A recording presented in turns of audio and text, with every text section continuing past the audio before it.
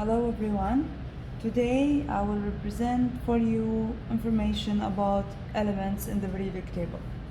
First of all, you know that the periodic table is a table that we use it to put all of the elements in a certain way in order to study them and to look at them in an easy way instead of making a certain list and spending a lot of time in order to find a certain element. Now, how we represent an element in the periodic table? This is the shape of any element that you have in the periodic table. You have number on the top, symbol, the name, and number on the bottom. The number on the top that they put it in the periodic table, it represents the atomic number. The atomic number, it's the same thing as the number of protons. Why we call it by atomic number? Because actually it is the number that gives a certain element its name. So if I say for you the element with atomic number 1, it will be hydrogen.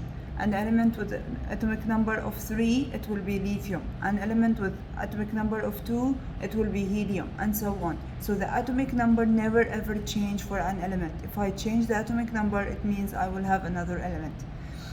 As I said before, the atomic number, it represents the number of protons. Because most of the atoms are neutral, so we can say that the number of protons is equivalent to the number of electrons. So here we can say that for the hydrogen atom, the electrons are 1 and the protons are 1, or is 1. Now, this one, it represents the element symbol, which is H for hydrogen. And here they put for you the name. And down they put for you something we call it by average atomic mass. We will discuss this word average later. Now, what is the atomic mass? Actually, as I mentioned before, that the mass of an atom is the mass of the nucleus, because we can neglect the mass of the electrons since they are very small. So the mass of the atom is the mass of the nucleus. Inside the nucleus we can find protons and neutrons. So the numbers of protons and neutrons are the atomic mass. So if I want to find the neutrons, I should subtract atomic mass minus protons or minus atomic number. How we represent an element? If I want to write a certain element in chemistry, I will not make it as it is in the periodic table. We should write it in a way to represent atomic mass and atomic number. How we represent it? We add numbers, we put the symbol, capital letter for the first letter, and then the rest they should be small letters, and then we add two numbers on the left. The one on the top is the atomic mass, the one on the bottom is the atomic number. So, for example, for this hydrogen atom, the atomic number is 1, the atomic mass is 1, number of neutrons is 0. Here the atomic number is 8, the atomic mass is 16, so number of neutrons 16 minus 8, which is 8. Here the atomic number is 5, the atomic mass is 11, so neutrons 11 minus 5, so it's equal to 6, and so on.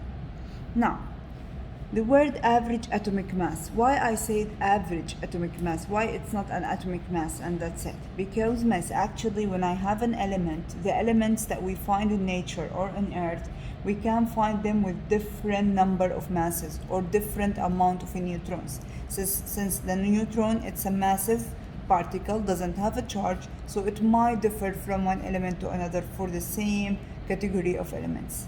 So the elements that they have different number or different masses or different amount of neutrons, we call them by isotopes. Because you know, miss, that the electrons will never ever change. They always, for hydrogen, for example, will be 1, but the mass could change. So when we have different masses, I call them by isotopes. So here we have some isotopes of hydrogen.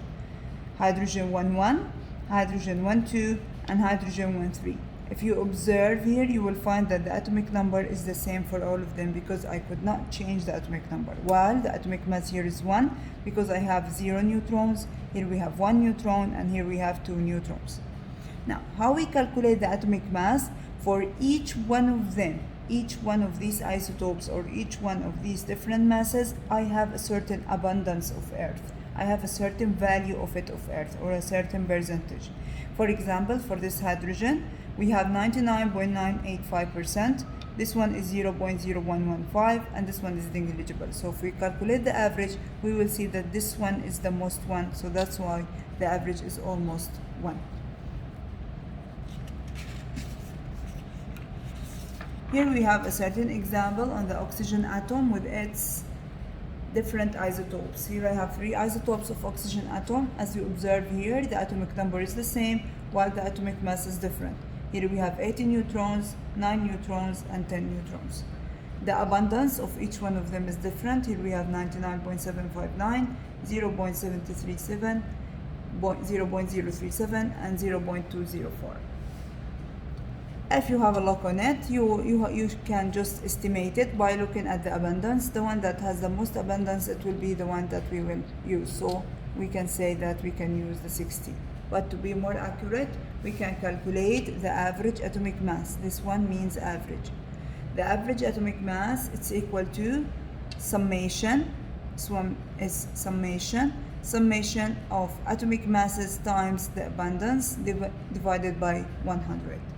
So here I have atomic mass is 16, the abundance is 99.759 plus, because this sigma means plus, 17 times 0.037 plus 18 times 0.024 divided by 11, you will get this number, and we will estimate it to 16 because I have 2 significant figures, the least number.